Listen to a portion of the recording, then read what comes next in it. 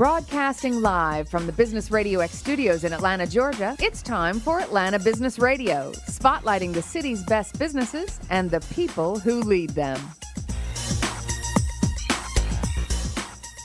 Lee Cantor here, another episode of Office Evolution Radio, and this is going to be a fun one. We're going to kick off today's show. We're in the Dunwoody location of Office Evolution, by the way, and it is beautiful here in Dunwoody. There's a lot of activity. Another perfect day here in Atlanta. We're going to kick off today's show with Debbie Sonenshine, and she is with the Sonenshine team, a Coldwell banker, realtor, serving the Sandy Springs, Dunwoody area, right? And Buckhead. And Buckhead, too. Nice. Brookhaven. And Brookhaven. There's the cities keep popping up.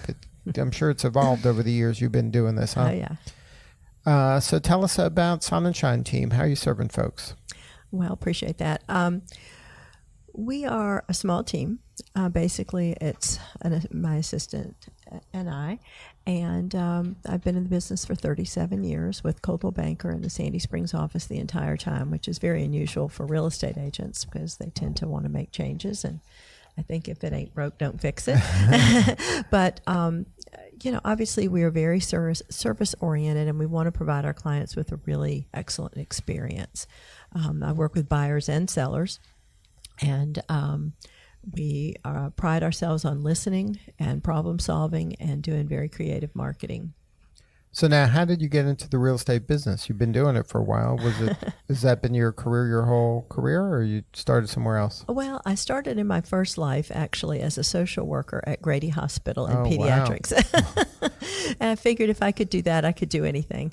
I loved it. It was my passion, but I had a child, and it became very difficult to work with sick children when you have a young child. Yeah. And as much as I saw many, many miracles at Grady Hospital, and it's very dear to my heart, the administration at that time was not very progressive like it is today. Mm-hmm. And I really burned out. My husband is a commercial real estate guy, and he kept telling me to go into real estate. And about that time, we sold our first house and bought our second house. And I loved the whole experience. I staged the house. I negotiated everything. And my realtor kept saying, you need to go into real estate. So very long story short, because I didn't listen to either one of them, I had to go through a path of discovery on my own. I decided to go into real estate. Thought it would be a fun part-time job. And from day one, it was fun, but it wasn't a part-time job. So now, when you and your husband are talking about real estate, how is the commercial different than the residential? Oh, it's so completely different. In fact, advice I was given by my first and very special broker who mentored me was, don't talk to your husband about your business. He doesn't care. He doesn't want to know, and you don't care or want to know about his. So we do talk some about it, but so much of what I do is so confidential that I find it better not to even discuss it with him. So that not that he would say anything, but I don't want him to even slip up. But he obviously has given me some good advice through the years. He advised me to go with Coldwell Banker because it was a large national company, and that was the best advice that anybody could have given me. Because at the time, most companies were mom and pop, and I got excellent training and support through Coldwell Banker. But is there a difference he does understand. Is there a difference kind of in the way you serve a client from a commercial real estate side as a residential? Is there Totally. a different kind of sales cycle or different relationships? Totally. The reason that I love residential is because it's much more, it's personal, and I'm a social worker. Right. So like I'm a hand holder and a helping. problem solver, and I come from a business background. I grew up in a family business. Commercial real estate is more of a numbers business. My husband is a numbers guy, and very good at. He's very analytical, let's just say. So it's more that, whereas this is more listening to people and helping them achieve their dreams, and that is more about getting the right return on investment. So, obviously residential real estate is a little bit about investment, but it's more about where should my kids go to school, where am I going to be happiest, and the right backyard and bathroom and neighborhood and all the pieces that I love.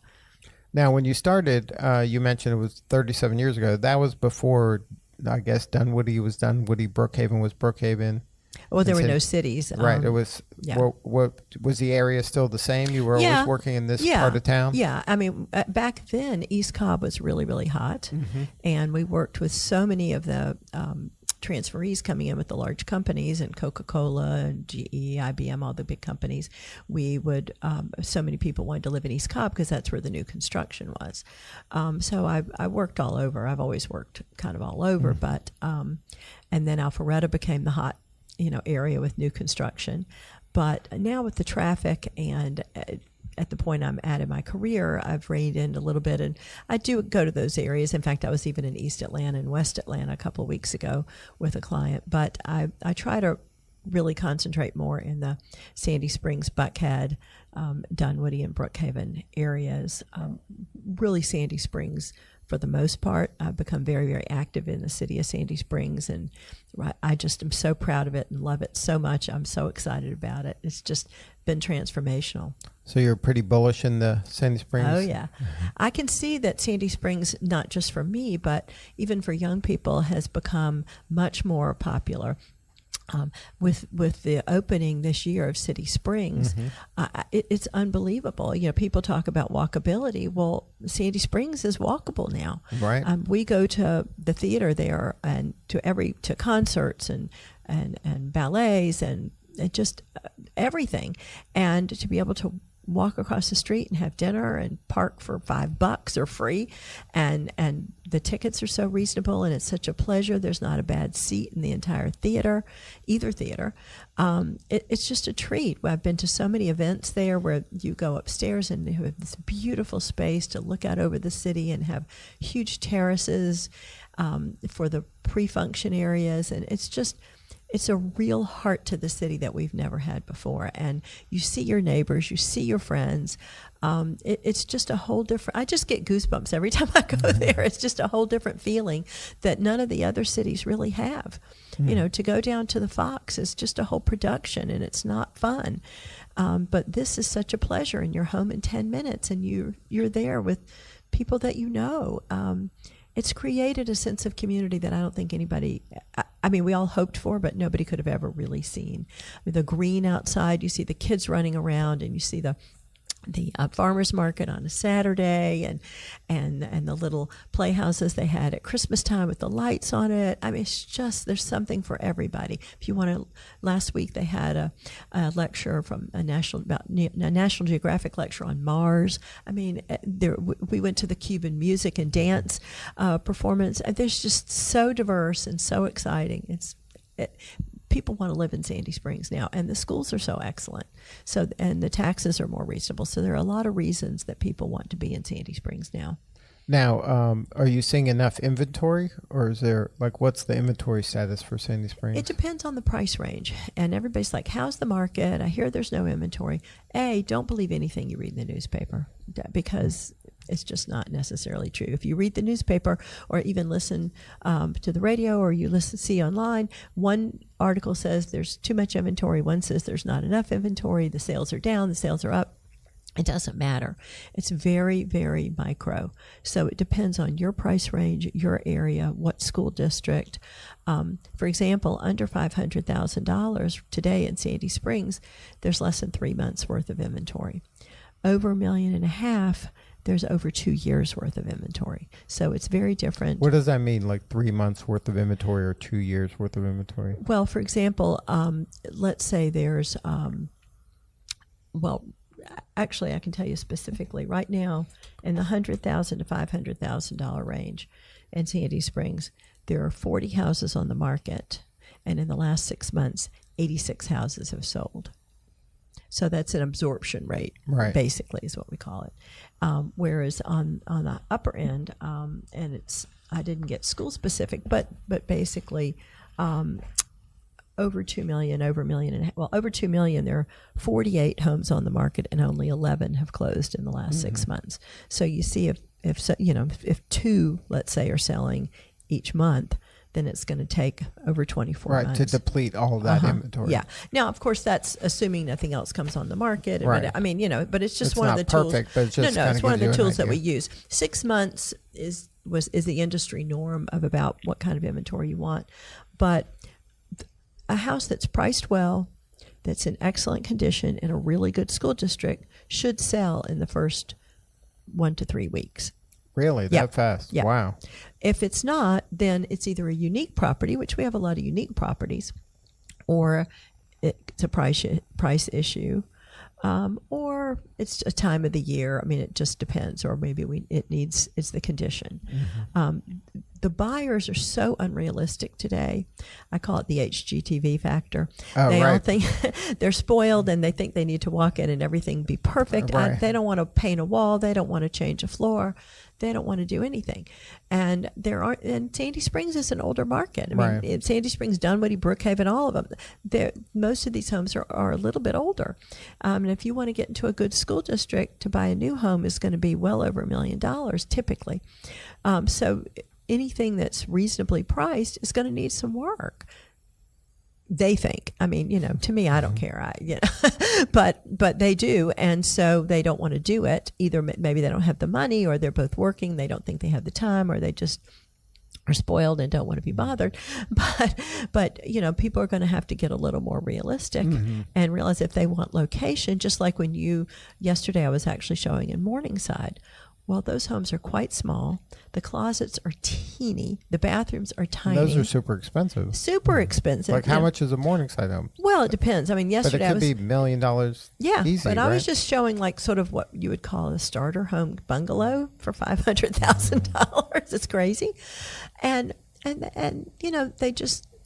You could say they needed work, but no matter how much work you did, you're not going to have a decent closet or a when were those bathroom. homes built? Like in the 20s? Yeah, they're old. Yeah, so but because it's such a hot location, then people are willing to accept that. So it all depends, but I think the buyers have to get more realistic. And the sellers have to have their homes in excellent condition. For example, when I list a home, the first thing I do before we ever put it on the market is I bring in my stager. And I have a stager who goes through the home, meets with the homeowner, and I'm not even there. I let them do it together because the last thing they need is another woman's opinion. But she is amazing, and she goes through the home and tells them, okay, let's move this over here. Let's pack this up. Let's neutralize this. She doesn't necessarily bring in a lot of furniture or tell them to go buy a lot of stuff. She uses what they have. But we keep in mind all the time what the pictures are going to look like, because it's all about the pictures. If the pictures are not good, nobody's going to come see the house because everybody's shopping online. Right. So that's the first move that people are making nowadays, which may be different than it was 10 or 15 years ago, right? Oh, yeah. So the buyers coming to you already kind of have an idea of what they're looking for, what's out there. So that changes how you kind of dealing with them as well, right? Exactly. It used to be that we walked around with these big fat books that were like telephone books, and my back still remembers those. And we had all the information. But today, the public has information. Now, the public thinks that they understand how to interpret the information, and they don't always, which is problematic. And is that information really accurate, or is it depends. Close? It depends. What they see in the MLS, which is on Zillow or Realtor.com or whatever, that comes straight from the MLS, so it's pretty much correct. But Zillow, for example, is not updated regularly like like our proprietary sites are. So I've had people say, I want to see this house. I'm like, it's sold. No, it's on Zillow. I'm like, here, can I show you it sold 2 years ago? And they just never updated it. Wrong by 2 years? Oh, yeah. Wow. And the square footages are wrong. And what they call a zestimate, which is, Zillow's estimate, it's very interesting. Zillow's never been in that house or any other house. Right, it's just some algorithm, right? It's an algorithm, and they base it on the tax record and other things. And I may have my numbers off just a little bit, but the president of Zillow's house had a zestimate of $1.6 million, and it sold for $1.2 million approximately.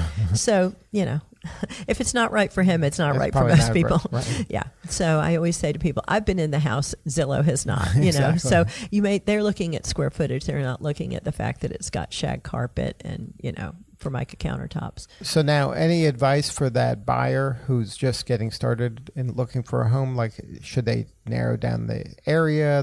Do they do it by school? I want my kid to go to the school. Like, what's the strategy if you're buying? Well, everybody has different likes and dislikes. Priorities, Yeah. right. I think the first thing to do is I sit down with my clients and I do a real estate 101. We spend about an hour or so and we talk about the process and we talk about what's important to them and what they should expect and what they need to do when. So that it's not a surprise, because oftentimes we'll go out and maybe on the first or second time we'll find a house and they're like, whoa, but they're prepared. Because it happened too fast. Yeah, but Right. they're prepared in a way because we've had this one, Real Right. Estate 101. But first thing they have to do is meet with an agent and then get pre-qualified by a lender, because there's no point in wasting their time or setting their expectations Right. incorrectly. If you think you can afford $500,000 and then you get pre-qualified and it's $350, Yeah. now that changes everything. Exactly. So you don't want to, it's a lot easier to go up in price than to go down in price. Mm-hmm. So first get pre-qualified, talk with an agent, and then an agent can help guide them to, they may think they want one area and it turns out that what they're really looking for is an area they didn't even know about. And people want, their expectations are unrealistic sometimes. Now, sometimes they're very prepared. They'll come to us and say, here's the 4 houses that I like. I want to see these. Like I like this style of a house, or I like, this amount of commute I anticipate. Exactly. Like those are some of the Right. things, the And factors. and if they have kids, then school Right. is often very, very important. And, I like a big backyard, or I don't care about a backyard. I mean, there's so many different factors. So we try to guide them. Unfortunately or fortunately, though, there's a saying in real estate that buyers are liars. And we don't really mean that they mean to lie, but people, I did it when I was looking at my first home. I said, I have to have a separate dining room. Well, I didn't even have a dining room table. But in your head, 23 years you old, but my mother had a separate dining room, you so imagined that, I thought I had to have that. So I ended up buying a house that had a living room, dining room combination. Right. Considering I had no furniture for either one, it really didn't matter. But it had a big kitchen, and that turned me on. So the agent was smart enough at that time to realize that that's not exactly what I meant. Have to kind of read between the lines of what you really want, not what you're saying you want. Right. And there's must-haves and want-to-haves. Right. So, yeah, everything's a compromise. Now tell us about this new venture you got going on, the Faces of Sandy Springs. Well, I'm really what's it excited about this. How did it come about? Well, there's an agent in Gainesville, Hall County, that is doing this website, and he approached me and asked me if I wanted to do it in Sandy Springs, and I got so excited about it because I'm a graduate of Leadership Sandy Springs, and I've been on the board of the Community Assistance Center, and I'm just involved in a lot of things in Sandy Springs. So to me, to be able to put a face on our community, especially at this point in our evolution, was really important. So I loved his idea. And basically, the facesofsandysprings.com. What it is we've just launched it, so it's in its infancy. But I've interviewed, now I'm up to 13. This week will be my 14th interview. We have profiles of different people in the community. And the goal is for people to be able to go to the website and learn about different people in the community personally and see the diversity of the community. And also, I have links to the schools. I have links to all of the city offices and different things, information, anything you want to know about the city, you can go to the facesofsandysprings.com. And I'm asking people to nominate other people that they think would be interesting to profile on the website. So we've got some folks we're going to be talking to, but anybody is welcome to nominate somebody. And we have a student who's at North Springs who is Chinese and speaks fluent Mandarin. She's an amazing woman. She has started a STEM group, a women in technology group in her high school. She is, my guess is she'll be salutatorian of North Springs. She also is a Georgia fencing champion and was on did something with the Holocaust Commission. A very well-rounded, incredible woman. I have Steve Soteris, who's a city councilman, who's also vice president of Choate Construction, and he's a fun, cool guy. And I have Jason Sheets, who's the owner of Hammocks Restaurant and Under the Cork Tree, and he shared some fun things about his special moment in his life that you need to go read about, who he was kissed by a very famous person. So we have some really interesting, Andrea Settles, who I call the Queen of Sandy Springs. Lots of people that have interesting things that they shared. So I hope people will go to the site and nominate somebody. Now, is this a kind of a labor of love for you? This is your way of sharing kind of the community, the people who are doing interesting things in the community, or is this like, do they have to pay to be part of it? Like, how does this work? No. It's a labor of love, but I mean, it is a promotion for the Sonenshine team also. But I just feel like it's something that, again, puts a face on the community. Mm-hmm. We see all the buildings in town, but who are the people behind the buildings? And so hopefully when someone's thinking about moving to Sandy Springs or they already live there, they can learn about some of the people that make Sandy Springs the rich community that it is. But no, I just have people nominate different people, and obviously people that I know. And it's all ages, all walks of life? Yes. It's not necessarily people that have been involved in the city or accomplished anything in particular. Just they're doing interesting things. I interviewed, one of my most interesting interviews was Alexandra Corman, who owns a alteration shop near my office, and she immigrated here from the Ukraine. And just an incredible story of growing up with her family in this tiny little apartment, having, next to nothing, and being able to, the community in Atlanta brought her over, and being able to immigrate here and bring her children and her family. And her son is now a Marine because he wants to give back to the country that gave him so much. It just gives me goosebumps every time I Now, are you videotaping these interviews, or they're writing questions and they're answering it? Is it text? Basically, my assistant and I sit down and interview them. We record it. It's not videotape, but we have a picture of each person, and then just a small. And then you write kind of the. We have set questions that we ask them in small profile. They're pretty short. Cool. So that's a great way to give back to the community. I'm excited about it. And then the website once again for that? thefacesofsandysprings.com. And then if somebody wanted to learn more about your team, what's the website for that? Sonenshineteam.com. And then on either one of those, you can find the other website? Probably. Hopefully. Well, thank you so much for sharing your story today. It sounds like you're doing amazing things, and you really have immersed yourself in the community here. Oh, thank you very much. I feel like it's given me a lot, and I hope to be able to continue to give back. Thank you. Well, hang with us. We've got one more guest. Okay. All right. Next up on Office Evolution Radio, we got Marc Daner with WF Advisors. That's Wells Fargo Advisors. Welcome. Good morning. All right. Lean in there. You got to rock star that microphone. All right. So tell us about WF Advisors. How are you serving folks? So I practice what I call holistic financial management, where we sit down with clients and help them set and prioritize financial goals. Most people's most important goal, obviously, is to be able to retire comfortably and securely. So typically that's their main goal, but educating their children, potentially buying a second home or some type of other large financial goal. So first thing we do is we help people set and prioritize their financial goals, and then we put together plans, goals-based investment plans to help them reach those goals. So now, what is your typical client? Are they older people that are close to retirement, or do you have a kind of a niche that you serve? So my typical client, I tend to meet either 5 to 10 years before retirement or shortly after retirement. People tend to put money into their 401k. They tend to make other investments and don't really think about big financial goals until they get into their 40s or 50s. 50 seems to be a really magic number for most people. That's a trigger that people are like, I should start paying attention to this. Exactly. So typically around age 50, people really start to think, am I prepared? Am I on the right track? And maybe I should get some help in determining all of this. And that's a lot of the time when people get to see me. Ideally, people should start thinking about that right away. Like at the beginning of their work career? As soon as they start working, as soon as you have earned income. It's all about the power of compound interest. If you don't mind, I'll just tell you a quick story about how I got into the financial advisory business. So my dad, his first job out of college was as a CPA.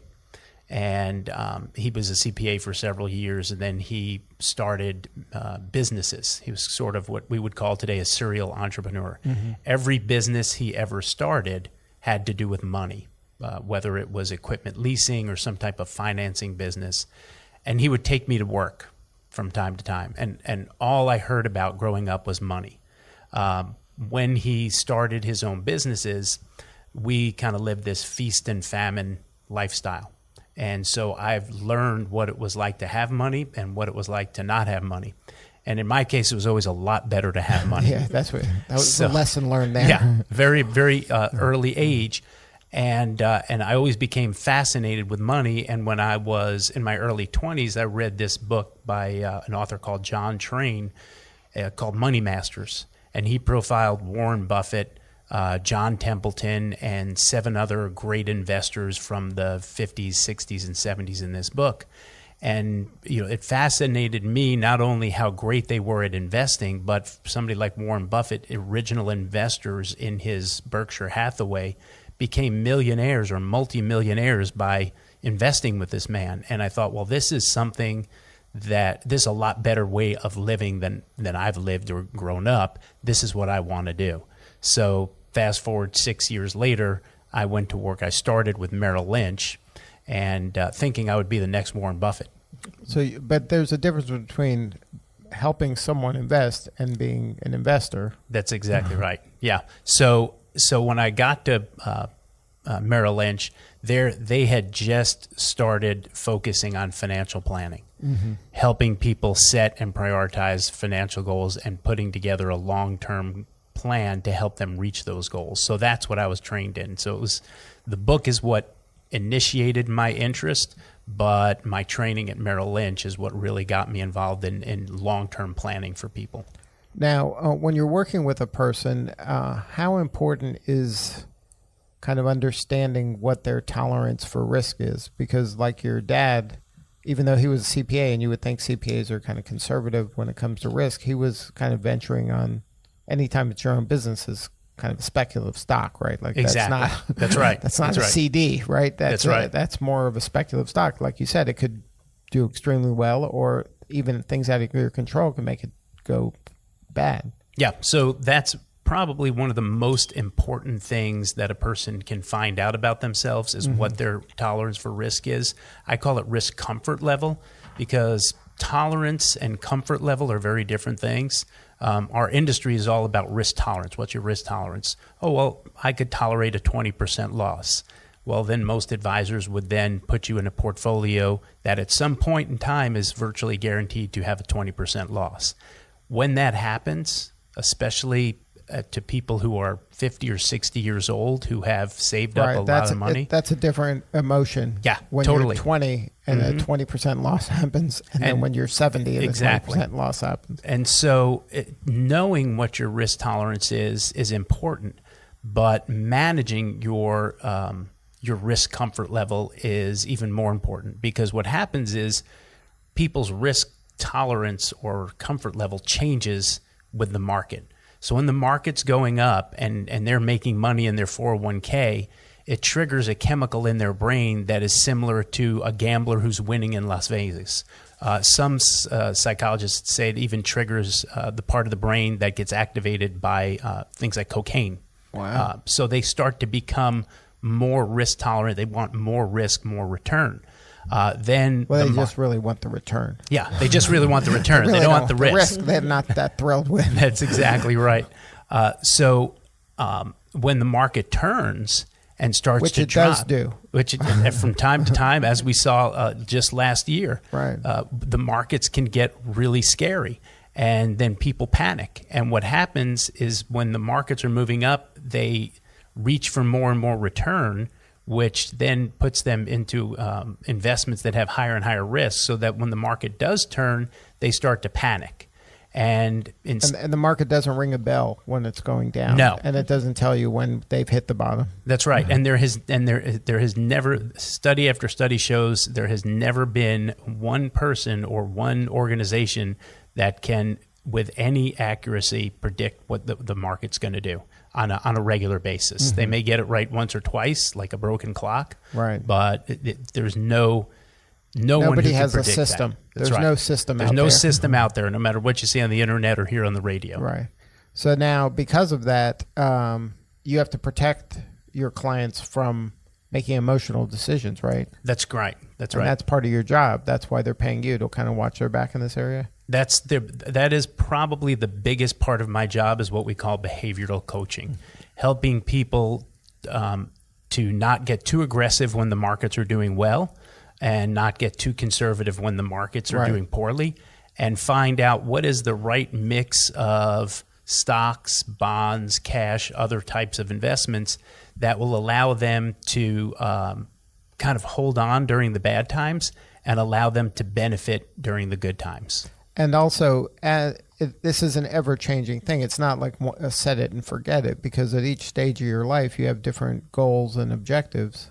That's right? correct. Like I might be saving for a house or saving for my kids' college at one point, and then at another point, I might be thinking about retirement. So maybe I have to have more reliable, consistent returns than some big upswing. You hit the nail on the head. So as your life changes, your portfolio changes. As your needs change, your portfolio changes. When people get into a stage of taking money out of their 401k or IRA to live on, the consistency of return can become more important than the rate of return, because you taking money out of your portfolio increases the downside and decreases the upside. And so as your life changes, as your goals change, your portfolio needs to change to kind of match that. So now, as your role as an advisor, how do you kind of work with your clients? Is this something that I pay you a fee based on transactions that happen? Is it I pay you a flat fee based on the value of my portfolio? Like, how do you get paid? Because it sounds like there's a lot of kind of white glove, hands-on care that you're giving your clients. That's exactly right. So we charge a very straightforward fee based on the amount of money that we're managing for a client, an annual fee. And that includes financial plan or investment planning, retirement planning, estate planning, all transactions. So there's no transaction costs when we make changes to a client's portfolio. We just charge that one annual fee. And then so that fee is determined at a certain point of the year? It's determined quarterly. So based on the previous, the value of the account at the beginning of the quarter, and it can range anywhere from as low as 0.75% a year to 1.25% a year, depending on the value of the accounts that we manage. But you're having calls with me. We're emailing. We're in contact fairly regularly to update in case things change. Like this isn't just like I don't hear from you until I get an invoice, right? Correct. So we're really proactive for people who live in the area. We typically will meet with them anywhere from newer clients we meet with quarterly. I have clients that have worked with me for 25 years who we have to kind of bang on the head to get them in once a year. Right. But that's important. It is. It's now, important. Are you the quarterback in terms for my my financial life? Are you my CFO? Like, are you paying attention to what my CPA is doing, how my business is going, how my things what are you paying attention to? So that's a great, Are you paying attention to that? That's a great question and a great term. So we do act as people's personal CFOs. We're helping coordinate your attorney, your accountant, your insurance, taking a look at your total financial picture and how that affects. You don't have to worry about my realtor. I got a good one over here. That's so. right. And sometimes we work with real estate agents, and in terms of helping to serve the client's total needs. Mm-hmm. So then, if I don't have a CPA, or maybe the one I'm having, you would have an opinion and maybe steer me to somebody. Like you're good with resource. I would imagine you are helping me vet the right fit for helping me achieve my goals. So typically we give you 3 different people that we think would be a good fit for you, whether it be a CPA or an attorney or an insurance agent or a real estate agent, to help you meet those specific needs. Now, are you finding something I read recently, that a lot of financial advisors for people that are older, the children of those people don't necessarily sign back up with them when the parent passes? Right.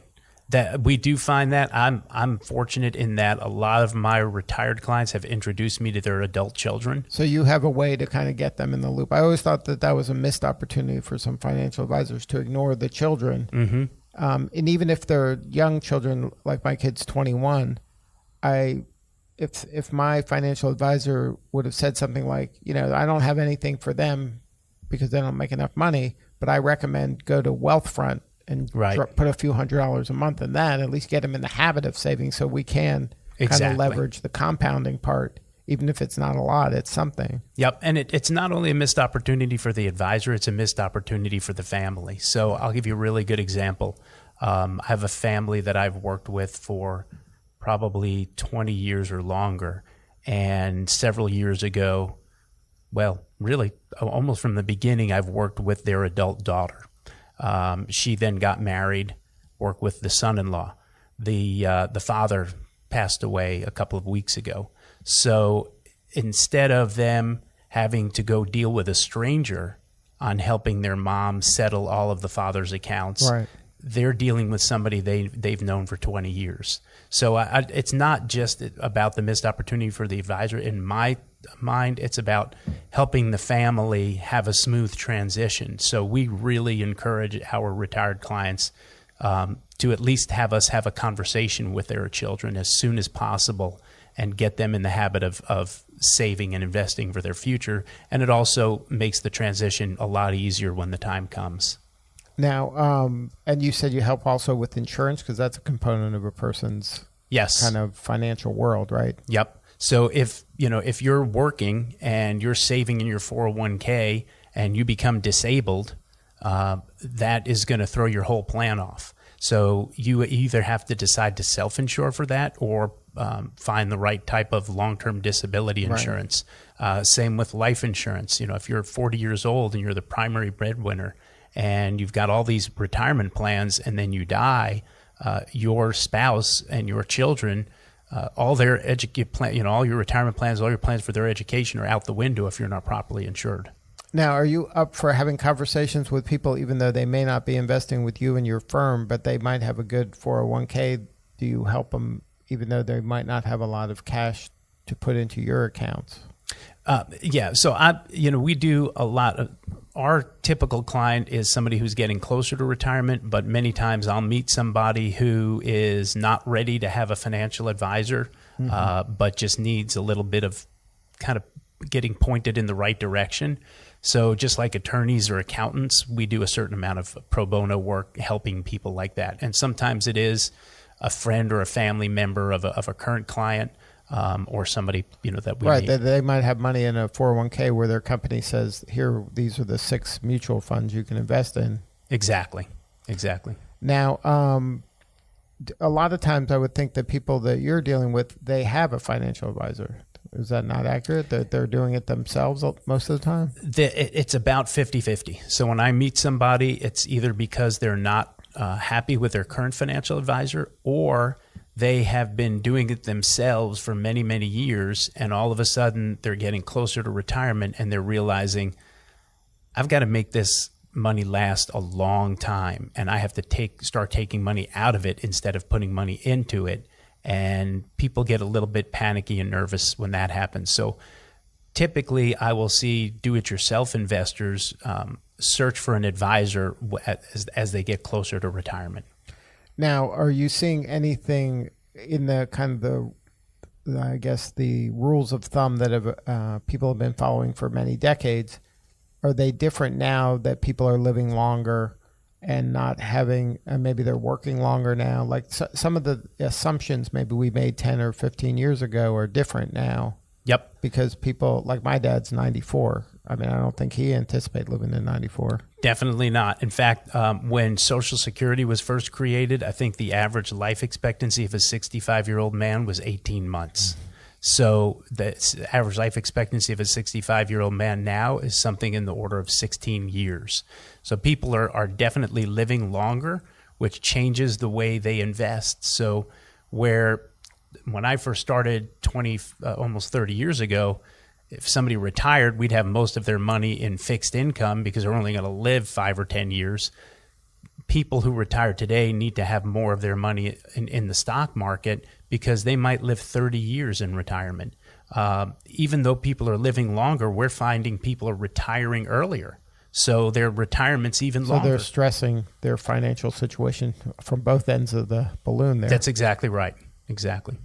So now, so you're seeing that trend occurring? Yep. So Yep. people want to retire earlier and they're living longer. Exactly. So we have to plan for a longer period of time. We have to have more money in equities because equities or stocks are what help offset inflation over time and help you grow the portfolio so that it lasts as long as you do. Now, do you typically kind of chunk out their portfolio so you put some in this more high risk area and then you have like different chunks like, okay, this is going to get you these 10 years. This is for the 10 to 20. This is for 20 to 30. Yep. So typically what we're looking for is it what we call an asset allocation, which is a mix of stocks and bonds and cash and other investments and different types of stocks, international, U.S., long-term bonds, short-term bonds. There's a mix that is right for you. So the way we do that is to take all of your financial goals and test those goals against 1,000 different possibilities in the stock and bond markets, using returns going all the way back to 1926 to come up with the mix of investments or the mix of stocks, bonds, and cash, what we call the asset allocation, that gives you the highest probability of meeting your goals over your lifetime. And we update that on a regular basis based on the markets, based on your goals, based on where you are in terms of time frame for your goals. Now, as part of that kind of asset allocation, looking at, okay, you might have to get a job, like you might have to get income from a more reliable source than these things. You need more. Yeah. Yeah. Sometimes we have to have very hard conversations with people that say, if you continue on the track that you're on, you're not going to be able to live the lifestyle you want in retirement. So you either have to postpone retirement or get a part-time job in retirement. My typical client is what I call the not so wealthy. So sort of upper middle class people who have really kind of done the right things most of their lives, put money in the 401k, saved money outside the 401k.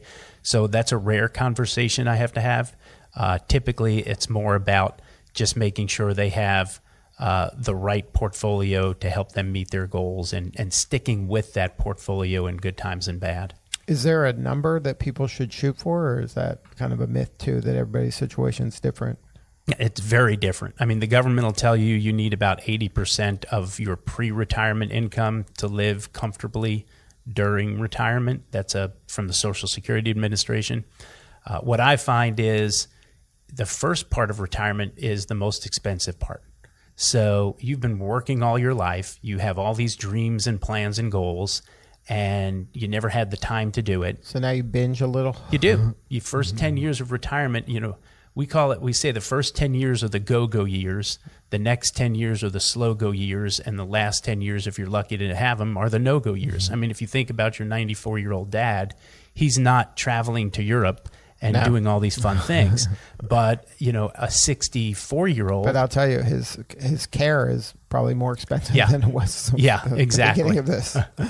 So typically, barring long-term care, people will spend much more money in the first 10 years of retirement than they will in the second or third 10. But we do have to plan for long-term care. So that's another thing. Do you want to self-insure, or do you want an insurance company to help you with long-term care? Because Medicare does not pay for long-term care. Right. So, and that's part of your value to your customers, right? You're helping them think about these things that maybe aren't their expertise and the stuff that they don't think about until now, where you're thinking about it every day. Exactly. So we're trying to get people to, live today, but plan for the future and all of the possible things that could happen in the future. At least let's have a conversation about that and plan for it, and determine whether you want to self-insure or have put that risk onto an insurance company. Well, if somebody wanted to learn more, is there a website, or what's the best way to get a hold of you? Yep. Website is my name, basically Marc with a C, MarcDaner.com. Good. Well, thank you so much for sharing your story today. Thank you. All right. That's a wrap for episode number 1 at Office Evolution Radio. We will see you next time.